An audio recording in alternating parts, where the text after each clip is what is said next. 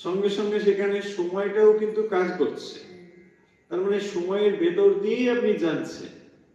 তার মানে কোনো একটা জিনিস কনস্ট্যান্ট বলতে পারেন না যে এই জিনিসটি আমি দেখলাম মানে কন্ডিশন অ্যাপ্লাই। কি কন্ডিশন? না, আমি দেখলাম এটা ওই সময় ওটা ঠিক ছিল, কিন্তু দেখুন 2 মিনিট পরে ওটা আর সত্য নাও হতে পারে, তাই না? তার মানে যে কোনো জিনিস সেটা সময়ের দ্বারাই কিন্তু বাঁধা রয়েছে। এইটাই হলো পয়েন্ট। অর্থাৎ যখনই আপনি কোনো কিছুকে দেখছেন, সময় ছাড়া আপনার কোনো জ্ঞান বা অনুভব বা অভিজ্ঞতা সম্ভব নয়। সময়ই সর্বদা বিরাজ করছে। যখন আপনি গভীর ঘুমে নিদ্রিত থাকেন, দেখুন সেখানে সময় থাকে না।